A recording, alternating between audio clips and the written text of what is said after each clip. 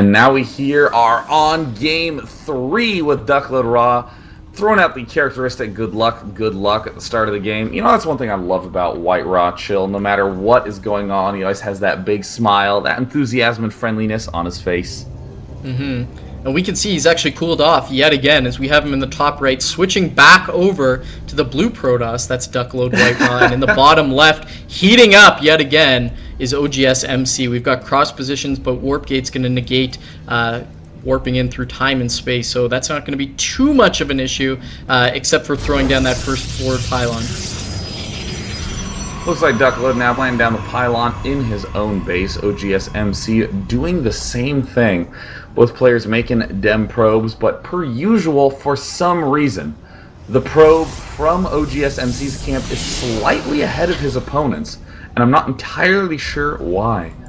Yeah, I don't really understand it because I'm watching every time he splits. He's not splitting to the closest minerals. It's not like he's pairing up and getting those fast minerals. He's actually just splitting them and letting them go wherever and then rallying over to the quick minerals. So maybe he's just quicker on the split, or maybe he's splitting them and then making a probe. I'm not entirely sure what's going on, but it shows yet again Koreans are magical.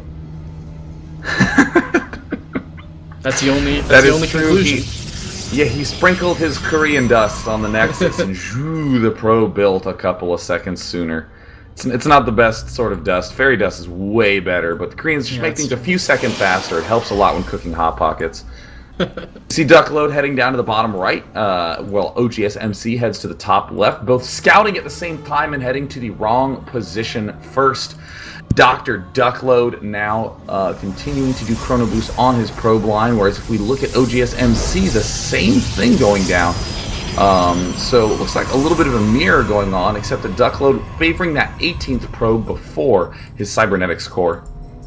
Yeah, and just looking at the production tab, it's actually, I don't know how it's happening. MC has gotten so far ahead. His cybernetics score is a full, I'm going to say 12 or 13 seconds ahead of White Raw, so that's extremely surprising. White Raw trying the tried and true second gateway yet again, so surprising to see there. It hasn't worked the first two games. Let's see if he can make it work here, as they've both drawn the Ninja Star pattern in the Fog of War before they found each other in cross positions, scouted each other out. Looks like MC wants to get, he's keeping the probe in there. So they're both keeping their probes in. MC has that Zealot out, chasing around the probe. Well, you gotta keep in mind, Duckload has seen oGs.MC never, ever do a 4 warp gate in this series. It's both been one gate, hang out for a little while, throw down the robotics facility, and then build 2 late gateways. So getting this 2 gateway build from Duckload, I don't mind as much. And already we do see these 2 gateways rally to the backside, trying to be cautious, spot anything that is going down in the back, and nope, he won't find anything. But again, love it when a player plays safe in a big match.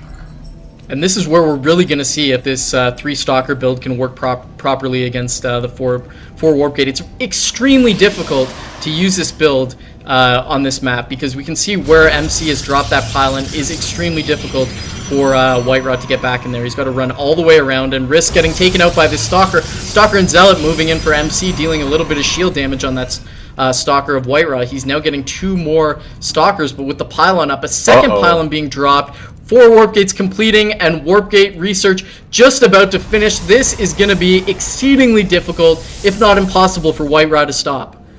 That is the impossible pylon placement, so rough to deal with. We are seeing Duckload get really aggressive, and oh no, a Nexus from Duckload in the back. He throws down a Nexus, going for the greedy play. Look at this, 4 Stalkers from oGs.MC march directly into Duckload's main, and there he is, picking off a probe, heading over, gonna try to pick off the gateway. No, he knows there's 3 Stalkers on the map. He is just going to surround them, and now Duckload trying to run back into the corner as way more Stalkers just surround, eliminate all the Stalkers, and it looks like without any losses, oGs.MC is just going to trample down the front door of oGs.MC's base, or of Duckload's base, and there it is. Bestie. Oh gosh, the 4-gate push is bestie indeed. There's the good game, the hangout for 10 seconds, and then the leave, as oGs.MC continues to tear apart those gateways quite a bit. So that does mean that Dr. Duckload went 0-3. oGs.MC is the champion of the round of 16. Wow, what a sweeping day. Actually, a quick day. I feel like I need to commentate more games, but of course we'll save that for tomorrow. When I'm going to be back with Husky, I believe, casting QXC versus Scott. That is going to be a sick matchup of styles. QXC plays that very aggressive, very harassment-based style, while Scott making just a lot of gateway units, controlling them very well. And then we're going to see a Terran versus Terran in Nada versus Kaz. So that's going to be a very interesting matchup tomorrow. I'm excited to cast that with Husky.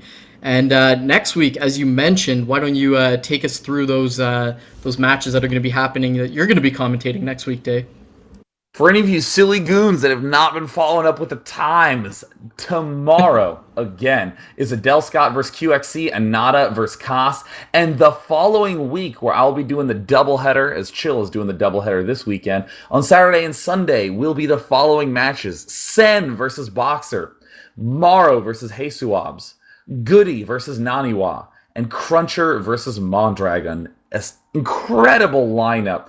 And I mean, it's kind of funny to look at that lower bracket and look at the players that didn't advance to that round right. of 16. Phoenix, Nightend, Jinro, Huck, Nesty, Rhett, Idra, Zerax, all eliminated just in that lower bracket. So if you want to see the champions of those matches duke it out, definitely tune in next week. Same time, same place. TeamLiquid.net at 11 a.m. PST. And we can also play a little bit of bracket craft to look forward to the matchup we're going to see in the round of 8, which is going to be Prey Thorzane against oGs.MC. That's going to be sick. Both players undefeated in the TSL. Thorzane has had a lot of, he's had some roadblocks in his TSL career, you could say, but this is probably the biggest one yet. His challenges just keep growing and growing. I'm extremely excited to see if he's equal to that task. Yeah, let's see if Thorzane can continue his undefeated tear through the tournament. We're going to find out what the next round of 8 match will be tomorrow. And, I'm not going to lie. If Scott does end up winning the game against QXC, he is going to have another Protoss versus Terran to prepare for. And you can never emphasize that enough. If a player only has to practice one matchup heavily for weeks, he's going to get real good at it. So that could potentially mean that Scott would be able to make his way all the way to the finals, where it would be unlikely for him to be in a Protoss versus Terran situation, but still, that would be a very, very nice run for the Frenchman. So we'll continue to put the bracket together and answer some of the questions that have been posed here as we move forward in the TSL round of 16 tomorrow. You're not going to want to miss that. That happens at 2 p.m. Eastern, 11 a.m. Pacific, daylight savings time for the Europeans. Going to be really interesting. Day 9, always been a pleasure. Oh, Chill. I'm so sad we have to part ways earlier, but don't worry. There's always next weekend. There's always next weekend, and there's always tomorrow. We'll see you then. Take care. Hearts.